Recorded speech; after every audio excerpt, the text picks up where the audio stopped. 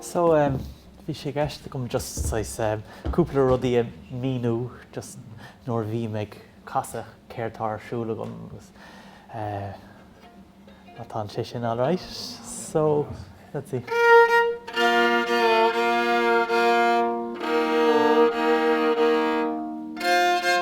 So, let's say, tóga mé port so meid sé seo arolalas ag aghainn.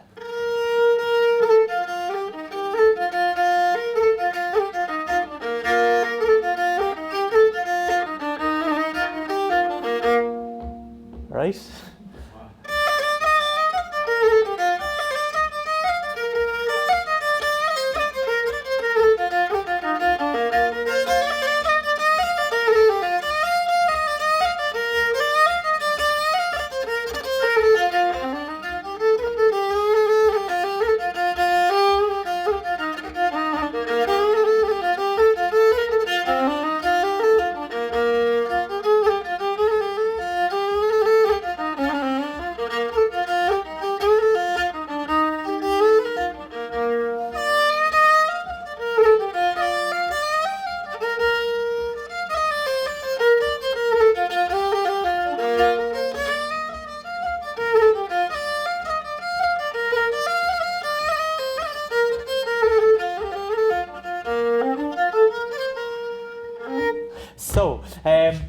So céirt ar siúil agam an son. Well, an fidléir cháúil ón, well, counter gar leis an counter seo, Pádraig Ó Cíf ó Síomh Luachra, countas na fidléirs is bra lumsa, is fear lumsa. Agus dúirt sé, or deirtar gur dúirt sé, the man who plays a tune the same way twice is no better than a separator. So, well, céir bhí árá aige le sin. Well, you know, ní ceart go méid ceoltóir in a robot is tócha. Cad é an puinte tá le porta casa ar an fiddle. Agus dumsa an freigar atá gom ná nuair bhíonn tú casa céirtá á lorga gom, sé an saoirse a bhíonn á lorga gom. Just sais bheith sig I leabhar an strá an sais cruthaíocht is tócha. So ag fáil rudaí amach, fad is a tá tú ag seanam. Ní hey, here's one I prepared earlier, agus nach bhfuil mise go húntaach éist everyone more pre-prepared port. No, níl éon sim gom rud mar sin I dhéanamh. Nuair tám ag casa an idal, tám ag glórig bheith ar an buinte atá smuointí ag teacht. So, mar hampla, má dámar rud é go ráwas chun siúil, just an seo. So níl mé géirí, okay, tám chun an chus seo a chur díreach ar náit seo, agus an chus seo díreach, tá sé sin like gach rud crín. So, cad é an bhallart. So tám chun céim a thógad, go dtí an céad nóta eile. So chá bhfuil an nóta sin, an seo, béidir, an seo, béidir, an seo. So, díreach ag an buinte sin, ag athrú ó nóta bhain go dtí nóta eile.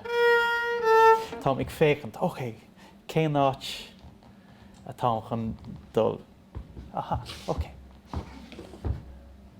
An bhfuilm chun bheith mar seo, nó mar seo. Right? So,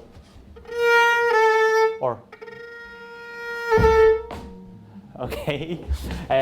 Rud eile tám ag iarraí gan a bheith smacht ar an rud. So, lack of control. So, is bralum gan a bheith in control. So, like, tá sé seo controlled, ach seo lílam in control an son. ach tá ag chur an próséis sin tosníon man próséis bheith as balance agus tá tora éigen chunteacht, but níl is gom díreach chahan a bheith an tora sin. Agus níl is a gom cáméid an tora. So, muna bhfuil an rud sin faoi smaachta gom, beidir go méid mo chos an seo, nó an seo. So, right? So, maidir leis an port.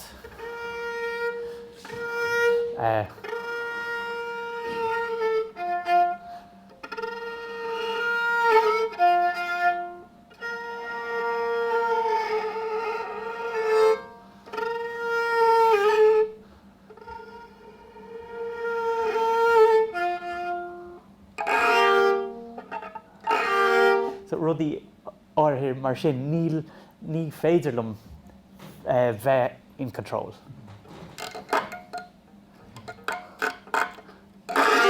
So beidir I lár an tún.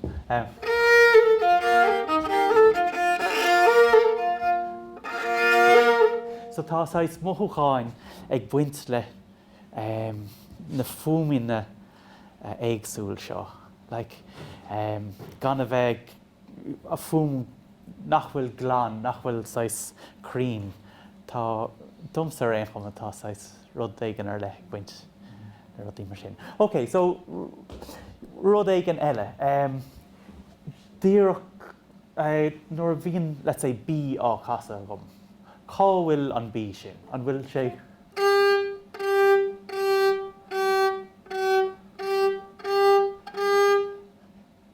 ceocha an bhfuil ceart. Cén bí atá ceart? Cén ceann tá mí ceart?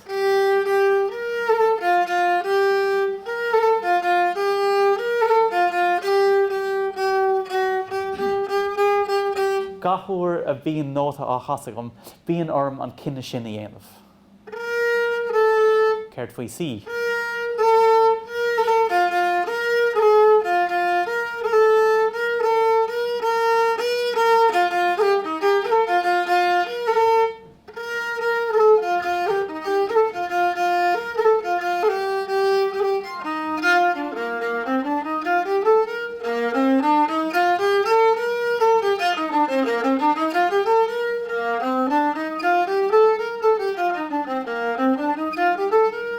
So tá sáis tá go múd anna éagsúil má roníonn tú sáis áit níos ísle do lámh nó áit níos irde. So chasaigh an tún sin le lámh sáis níos chungra dom.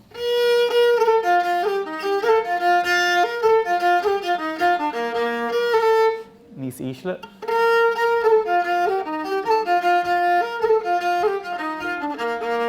Okay, so bhfuil severas ag buint le ceol traidisiúnta ó thaobh an tuning sin. So go háirithe leis an seanna cheol agus le ábhránaí ar an seanós. Leistigh de aon nóta bháin bíon severas. So mar shampla nuair chasan siad nóta, ní in aon áit a bháin a bhíon an nóta sin. Beidir go dosníonn an nóta ábhríonn beag ró ísle agus an sin, leistigh den nóta sin éiríonn sé níos géire nó níos irde. So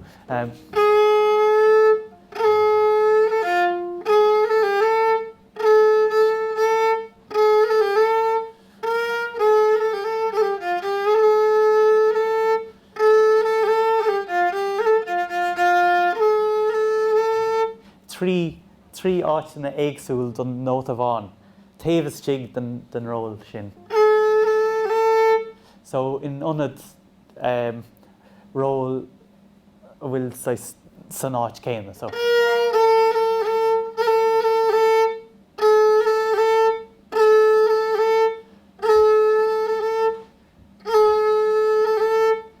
right. So tá severas ag buint leis an ról sin.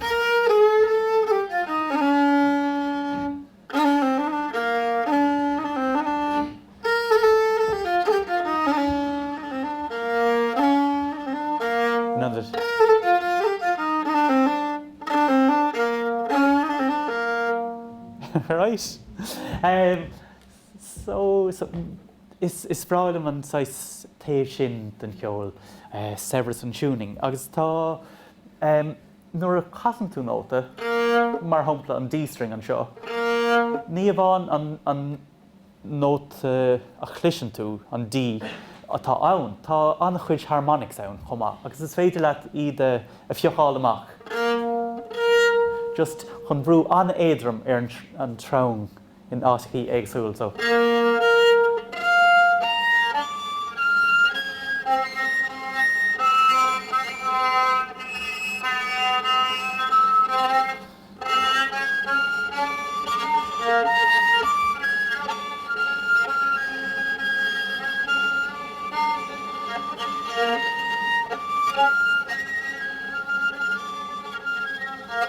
So nuair a cluiseann tú, tá gach aon dus na nótaí sin ann. Yeah, leistigh den nóta.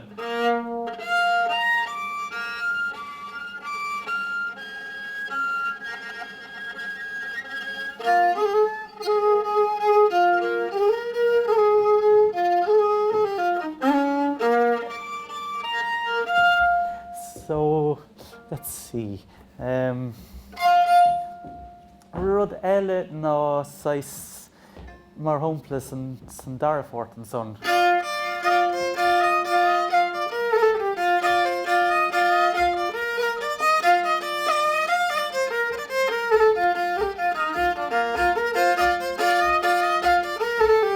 So bhfuil sais dá mar rud ag gur raibh sibse chun do chosa a tapáil.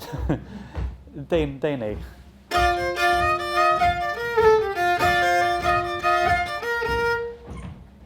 Right.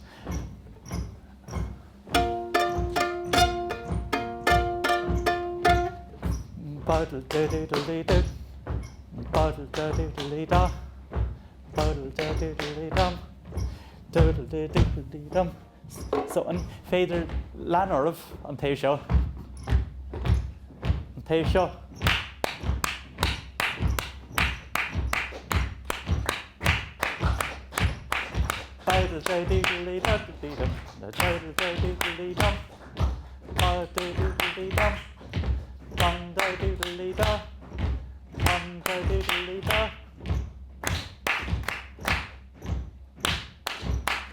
Yeah.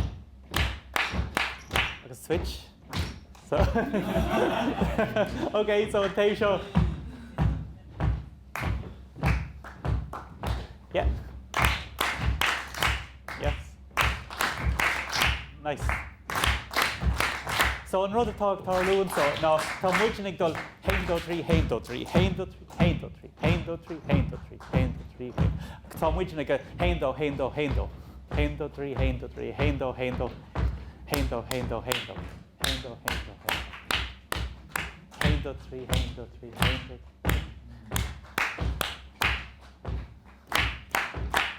an féidir libh é sin a rá.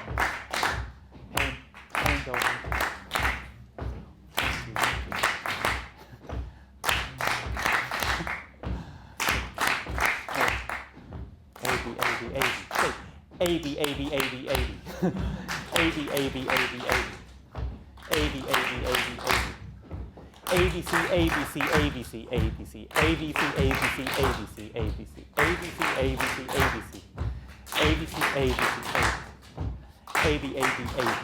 Okay, so anis an féidir libh an dá rud a dhéanamh ag an am céine. Okay.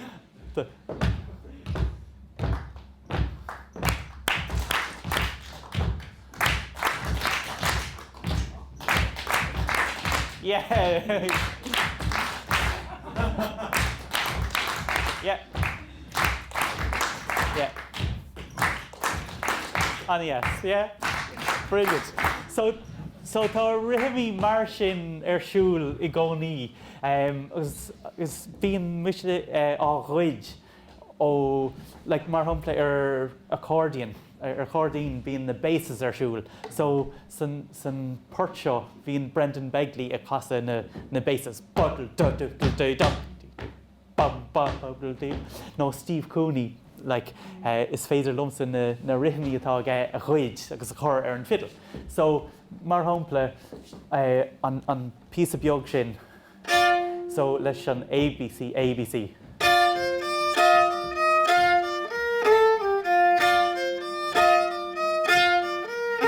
But AB, AB, AB.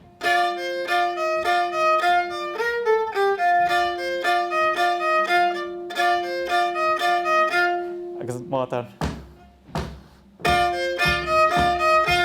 Dachar a dhéanamh.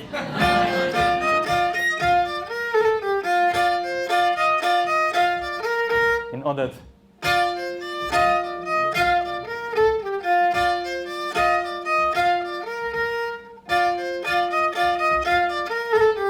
Agus an rud céine san céad fort.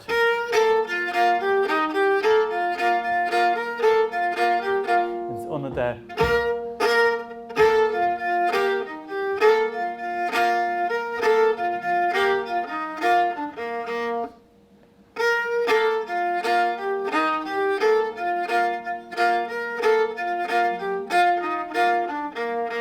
Right.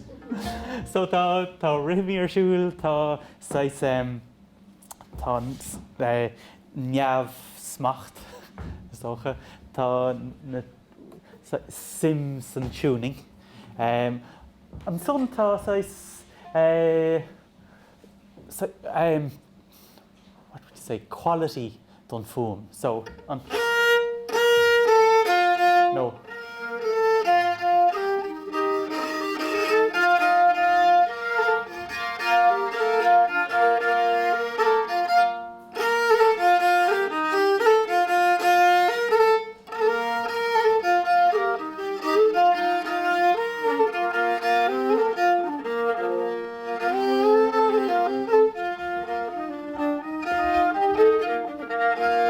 So it's an tone and stuff.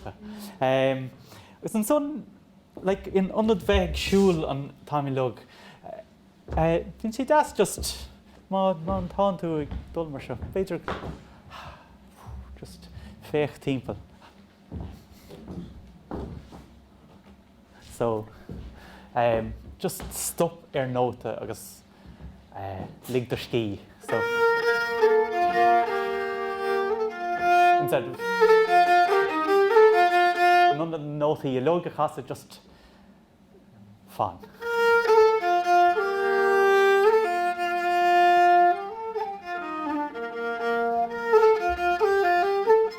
So let's see.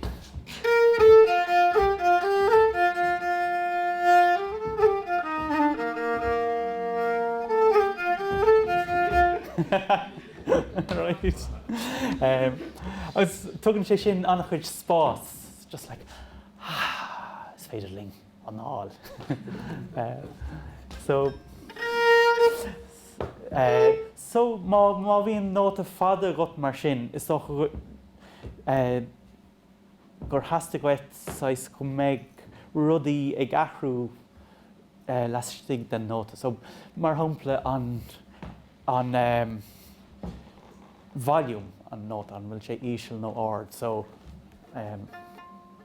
ciúin nó láidir. Wa no wa.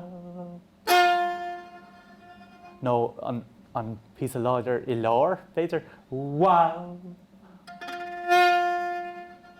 So tá an round, like bhíon na cinne sin á dhéanamh got gach éonúir, gach nóta bhíon á chasa got bhíon like an méid son rudaí le sais, well, na féidirchtaí seo I lug os de chármach.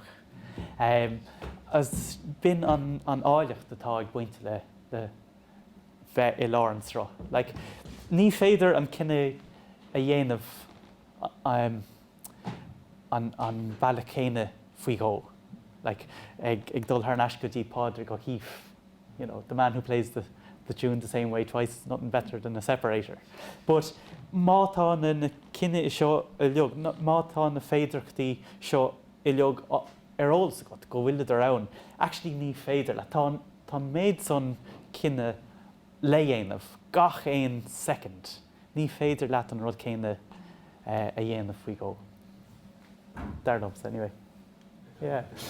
So an son nuair bhí ag fásta nuas bhí anasim gom I fiddléirí agus ceoltóirí éagsúil mar hampla luigh mé Pádraig O'Keeffe agus chomála san ceans na Carníní Searlam ná Dennis Murphy agus Julie Clifford Starboat the Garter. Agus chomála san bhís anna hóga leis na puipaí ag áthir ceol Willie Clancy. So bhí na drones seo I steach I mochligan. Bhí sais nuair bhí sa casa bhí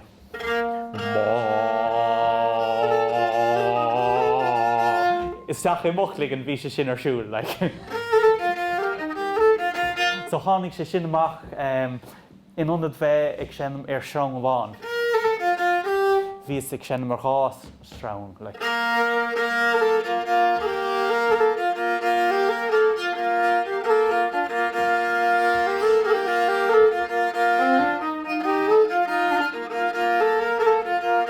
So tá legan cháúil den Fox Hunters riil a tháinig ó Patrick Kelly ó chuntain chlár agus ar an riil sin bhí tuning eile ar an fiddlige. So in ionad bhí sé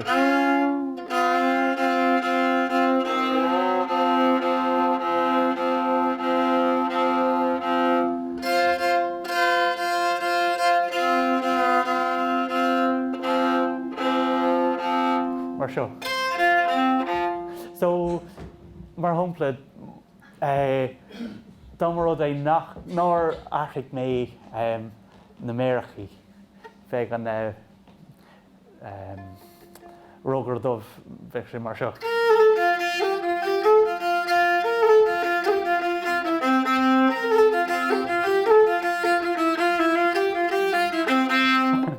Right, mar tá is cadrúh difriúil idir na srangna. So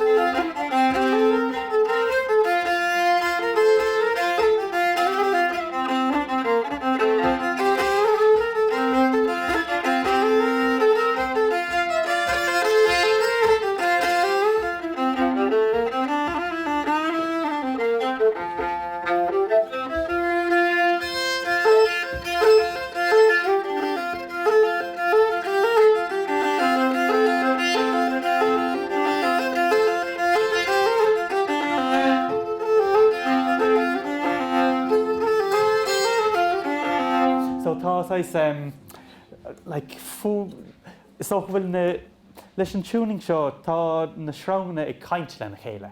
So nuair chasan tú nóta ar srang bháin, peochan na srangna eile suas an na vibrations. So is féidir libh é sin na chluisint, mar má chasan mé nóta ar an srang ísle, gus an son damping íon over na cí eile, is féidir libh like na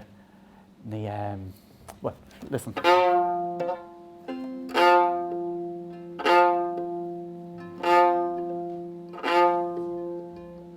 Van go háir an srang sin mar tá níos tá octaves againn.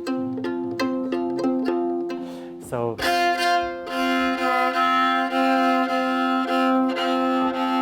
nóir fuair amach gur féidir leat an fiddle a siúnáil mar seo níor hasig bhaim dul tharnais in éair. So like tá chúpla fiddléir agus bíon Fox Hunters riil á chasa go ar an fiddle san tuning seo. But níor chúil mé riamh iad chasa aon tún eile san tuning sin.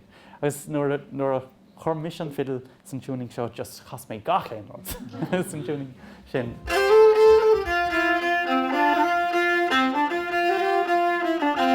Son ris sé chumhfuil an féidir lum tunings eile a fáil amach. So just rud é gan dhéanamh leis na pegs.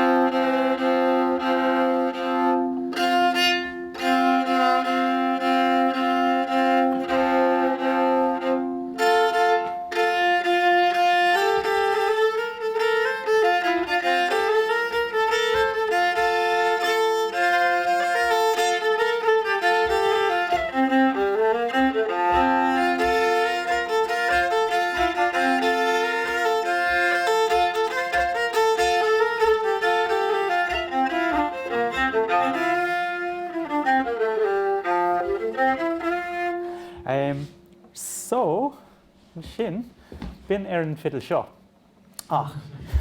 Céir faoin fiddle eile. So...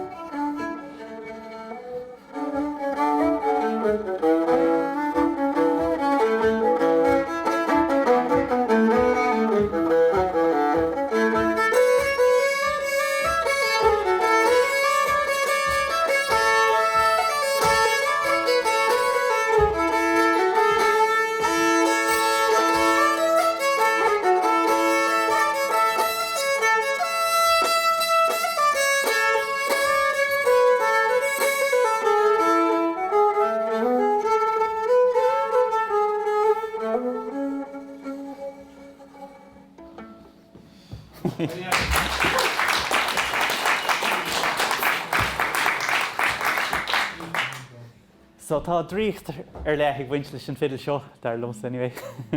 Yeah, so just like bhís ag leis an fiddle eile bhí a gom, bhís a gcónaí ag irí rudaí dhéanamh agus either éirí glum iad dhéanamh ó níor éirí glum. Ach leis an fiddle seo níl ag irí aon rud dhéanamh agus tarlíonn anna chuid rudaí, so as muinte héan aige. No, a cí, níl sa gom. Yeah. Duine le bosca ceol beth an óla I tá hachtisteach leis an nónithe agus tú ag treint an bhain sin. Oh yeah.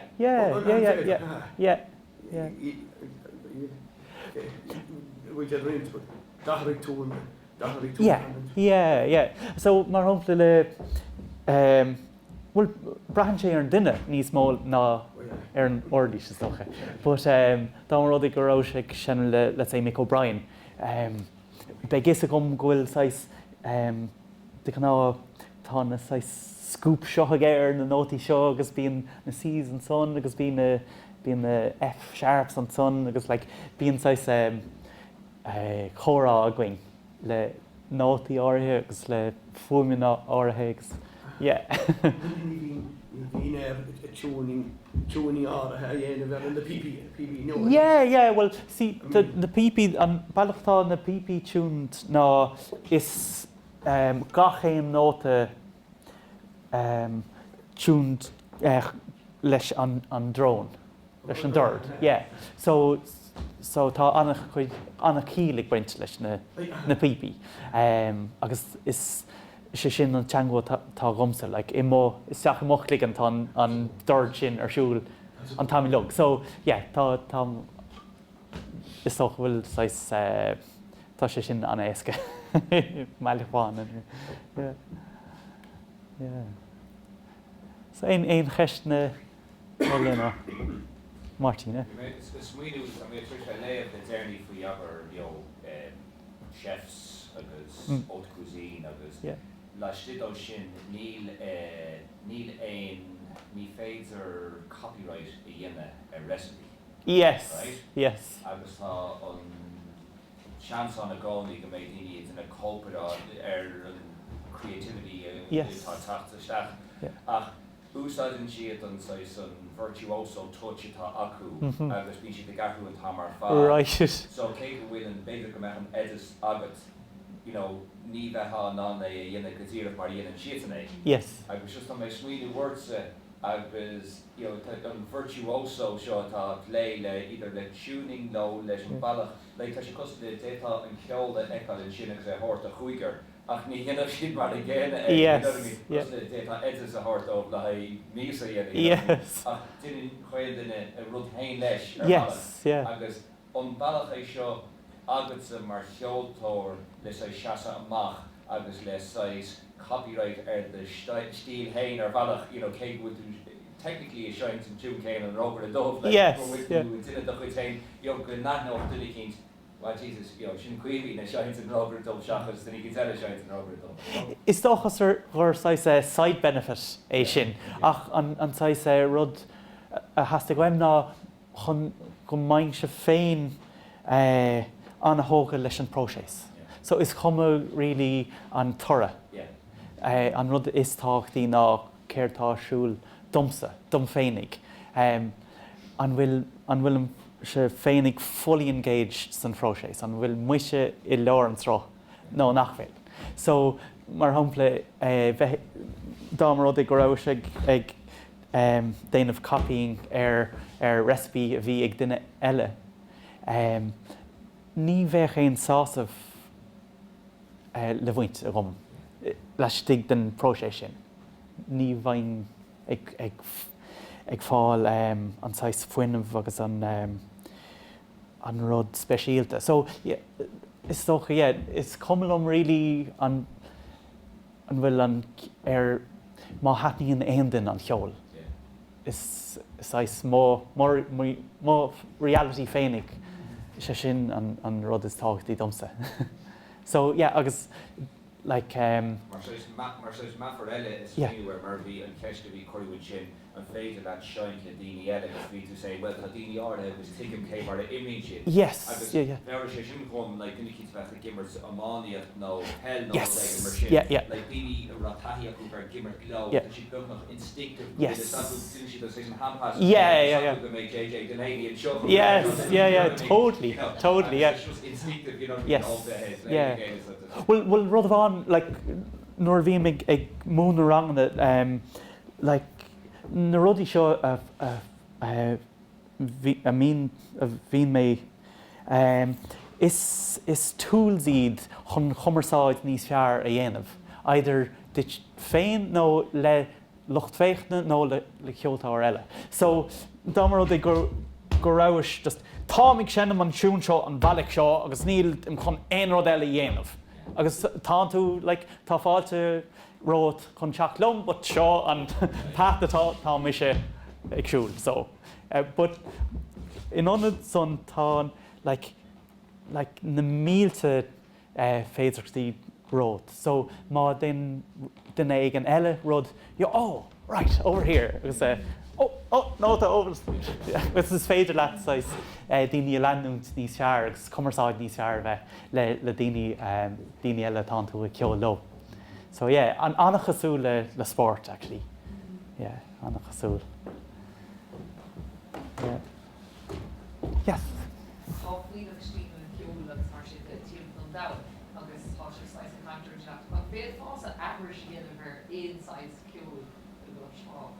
No. Yeah. Yeah.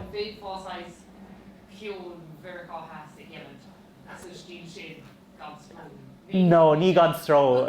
I used to go le an chuid stró. I'd say, yeah. On wheat fall size, rugby yoga later agus doing on wheat fall piece. Oh, definitely. Yes, totally. Like Briseadh Eggleston, and aithne river a cellist. Tá sé in éireann fi láthair is as California eggs. Dochreite, like go humláin fián agus genius. But tá roint sais bóhaps aige. Bhíonn sé chasa sais anna rhythmiciúil. Is you know. Let's see. Let's. So an bóhap seo again.